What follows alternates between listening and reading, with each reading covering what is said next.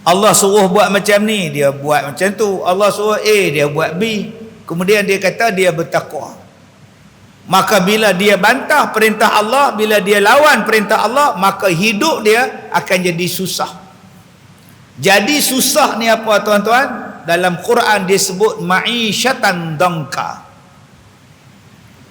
Hidup kita dalam dunia jadi ma'isyatan dangka, jadi susah. Apa dia Ustaz? Tempat tuan-tuan ni ada 2 jabatan panjang. Pak paling panjang. Selain daripada senang nak berjerang, nak seberang ke seberang, jambatan tu tengok senang orang nak bunuh diri. Berapa ramai hak bunuh diri sekarang ni. Ma'isyatan dangka, hidup dia sempit.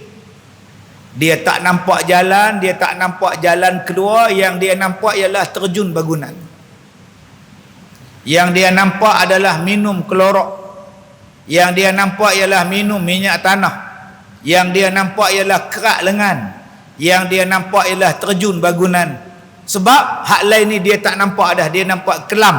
Maka dia ambil jalan mudah, bunuh diri. Ma'isyatan dangka. Apa dia ma'isyatan dangka? Hidup jadi sempit. Gaji ada, pendapatan ada, tapi tak cukup. Tengok rumah hutang, tengok kereta hutang, tengok peti air hutang, tengok tilam hutang, tengok anak duit, tengok isteri nak pakai duit, tengok handphone duit, tengok televisyen duit, tengok kipas angin duit, tengok aircon duit. Mak pula telefon duit, adik pun telefon duit. Tak cukup. Nak angkat telefon pak ni pun takut, ni pak nak duit pula ni. Adik duk mengaji universiti, telefon nak duit pula ni. Hidup dia dalam keadaan kesempitan, ma'isyatan dangka. Dan dia tak jumpa jalan keluar daripada masalah duit dia itu. Akhirnya apa dia buat? Hutang. Hutang along. Apa dia buat? Dia ambil vacuum. Dia vacuum tabung. Bukan dia jolok, dia vacuum, dia sedut duit.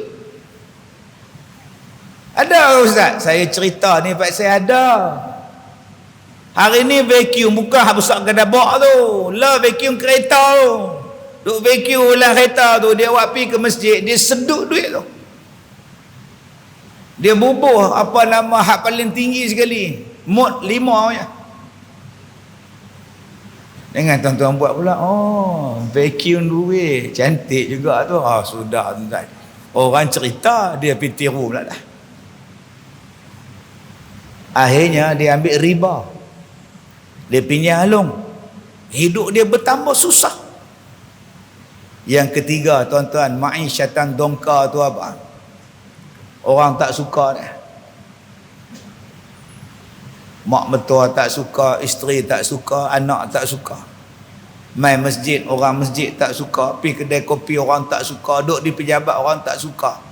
Dia rasa dia ni keseorangan. Akhirnya dia jadi kemurungan, anxiety. Yang keempat, apa dia? Ma'isyatan dangka.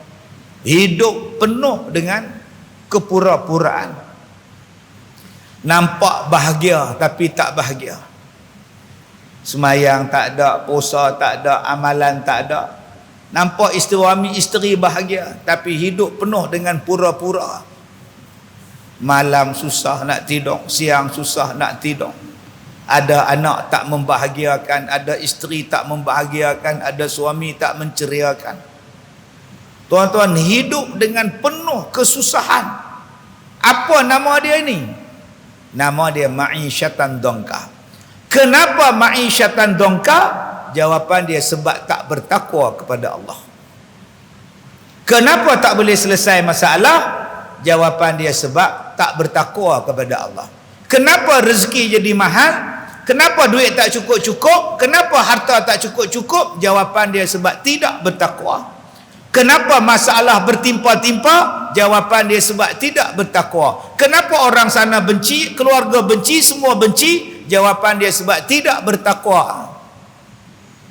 Sebab itu Allah Ta'ala sebut dalam Quran, wa may yattaqillah yaj'al lahu makhraja. Siapa yang bertakwa kepada Allah, dia akan keluarkan daripada segala masalah. Wa yarzuqhu min haitsu la yahtasib, dan akan diberikan kepada dia rezeki daripada jalan dia tanpa dia sangka dia akan dapat rezeki.